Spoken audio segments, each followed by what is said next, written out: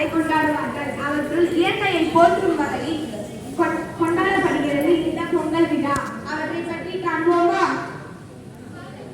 பொங்கலை பற்றி விரிவாக நான் சொல்கிறேன் அன்பிகா. கதிரவனுக்கு நன்றி கொள்வதற்காக இந்த பொங்கல் விழாவை நடத்துகின்றோம். உழவர்கள் ஆடி திங்களில் விதை விதைப்பர், தை மாதம் அறுவடை செய்வர். அந்த புது நெல்லை குத்தி அரிசி எடுத்து பொங்கல் செய்து படைப்பர். இதனையே உழவர் திருநாள் என்று கூறுவர். பொங்கல் விழாவை 4 நாட்கள் கொண்டாடப்படுவர். சுரேந்திரண்ணா, நீங்கள் போகியை பற்றி கூறுங்களேன். சரி புருஷோத்தமன், போகியை பற்றி நான் கூறுகிறேன். போகி என்பதற்கு போக்கி என்னும் பெயர். வீட்டில் உள்ள பயனற்ற பொருட்களை தூக்கி எறிந்துவிட்டு வீட்டை சுத்தம் செய்வர். மிக அருமையாக கூறினாய் சுரேந்தர்.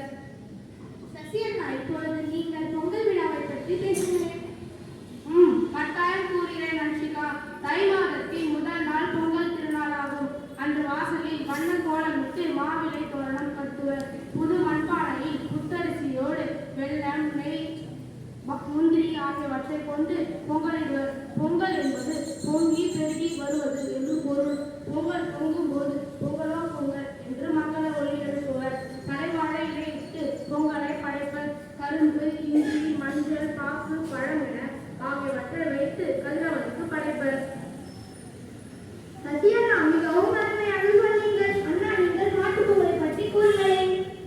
மாட்டுப்பொங்கல். பொங்கலுக்கு மறுநாள் மாட்டுப்பொங்கல். மாடுகளின் உழைப்பை பாராட்ட இதை செய்கின்றனர். அன்று மாடுகளை சுத்தமாக நீராட்டுவர். மஞ்சள், குங்குமமிட்டு மாடுகளுக்கு பொங்கல் பழங்கள் கொடுத்து மகிழ்வர். அன்று மாலை மஞ்சு விரட்டு நடத்துவர். அடவே, அருமையாக கூறினாய் ஏழுமலை. சுரேந்திரண்ணா, இப்பொழுது நீங்கள் காணும் பொங்கலை பற்றி கூறுகிறேன். சரி அன்ஷிகா, நான் காணும் பொங்கலை பற்றி கூறுகிறேன். மாட்டுப் பொங்கலுக்கு ஒரு நாள் காணும் பொங்கல். அன்று மக்கள் விரும்பிய இடங்களுக்கு சென்று பொழுதை கழிப்பர். இது சகோதர சகோதரிகளின் ஒற்றுமை நாளாகும். இந்த பொங்கல் விழாவில் அனைவரும் ஒன்று கூடி உழைப்பை பாராட்டியும் பெற்ற உதவிக்காக நன்றி செலுத்துவதாலும் இந்த பொங்கல் விழாவை பண்பாட்டு திருவிழா என்றும் அழைப்பர். ஆமாம் ஆமாம், நம் பள்ளி விழாவில் பொங்கலை சாப்பிட்டு மகிழ்வோம் வாருங்கள்.